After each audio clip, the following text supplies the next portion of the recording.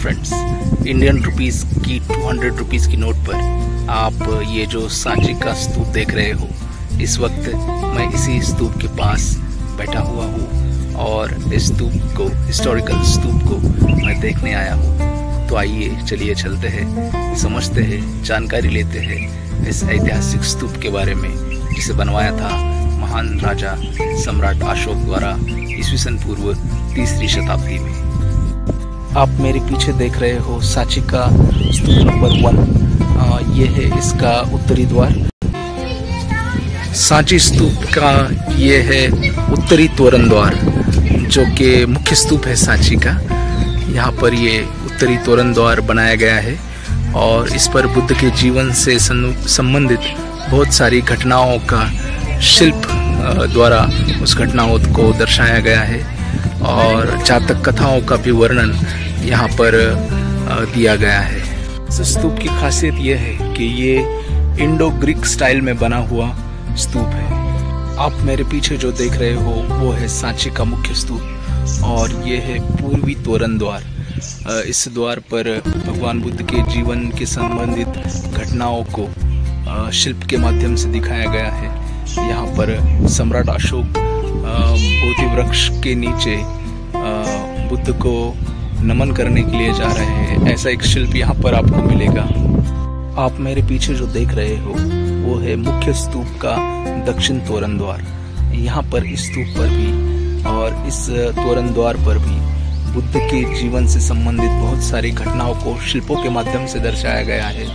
यहाँ पर भी सम्राट अशोक के संबंधित घटनाओं को भी शिल्प के माध्यम से दिखाया गया है, जहाँ पर वो भगवान बुद्ध की अस्थियों को तलाशते हुए एक स्तूप की खुदाई करते हैं, लेकिन उन्हें वो अस्थियां नहीं मिलती और वो स्तूप की पूजा करते हैं। ऐसा एक शिल्प यहाँ पर आपको देखने को मिलेगा। और भगवान बुद्ध की अस्थियों का जो बंटवारा था वो किस तरह से हुआ इसका भी वर्णन यहाँ पर किया गया है। उनके महापरिनिर्वाण के बाद उनके अस्थियों को 5 गणराज्यों में, विभिन्न गणराज्यों में बांटा गया था और बाद में उन पर स्तूप बने। तो इसका भी वर्णन यहाँ पर शिल्पों के माध्यम से इस द्वार पर आप देख सकते हो। ये जो स्तूप सांची का आप मेरे पीछे देख रहे हो, ये ईस्वी पूर्व 3री शताब्दी में बना था और इसे बनवाया गया था महान राजा सम्राट अशोक के द्वारा। सम्राट अशोक का और सांची का और इसका जो परिसर है यहाँ पर, इसका बहुत ही निकटतम संबंध है, क्योंकि यहाँ पर जो विदिशा नाम का शहर या उस समय का जो एक व्यापार का केंद्र था, वहाँ पर एक बड़े धनी व्यापारी रहते थे और उनकी जो पुत्री थी उनका नाम था देवी। उन्हीं से सम्राट अशोक का विवाह हुआ था और यहीं पर इसी परिसर में विदिशा, सांची और आसपास का जो परिसर है, इसी परिसर में उनका विवाह हुआ था। और जो देवी थी उनका ये मैका था, यहीं पर उनका जन्म हुआ था और यहीं पर वो पली बड़ी थी। इसलिए इस ऐतिहासिक परिसर का सम्राट अशोक के जीवन से काफी निकटतम संबंध है। इसीलिए यहाँ पर ये जो आप देख रहे हो बुद्ध की अस्थियों पर बना हुआ सांची स्तूप एक विशेष महत्व रखता है सम्राट अशोक के जीवन में। यह है सांची का पूर्व तोरण द्वार और यहाँ पर बहुत सारे शिल्प आपको बुद्ध के जीवन के संदर्भ में मिल जाएंगे। और यहाँ पर सम्राट अशोक ने इस सांची के स्तूप को बनाया था, तो उनके संदेश और उनके शिलालेख जो हैं यहाँ पर आप साफ साफ देख सकते हो, जो कि पाली भाषा में है और इन संदेशों को हमारी पीढ़ी तक पहुंचाने का काम ये स्तूप बखूबी आज तक कर रहा है।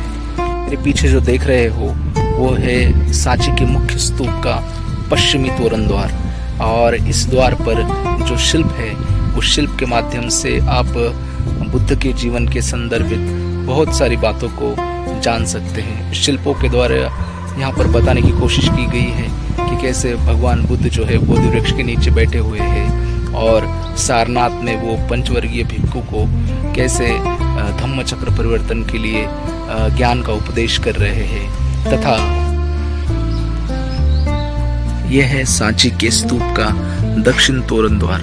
यहाँ पर भी सम्राट अशोक द्वारा इस स्तूप के इस द्वार पर शिल्पों के माध्यम से बुद्ध के जीवन के संबंधित कई कथाओं का वर्णन किया गया है और जातक कथाओं का वर्णन भी आपको इस शिल्पों के माध्यम से स्तूप पर आपको देखने को मिलेगा। इस सांची के स्तूप को थोड़ा अंदर से भी देखते हैं और इसकी बनावट को समझने की कोशिश करते हैं।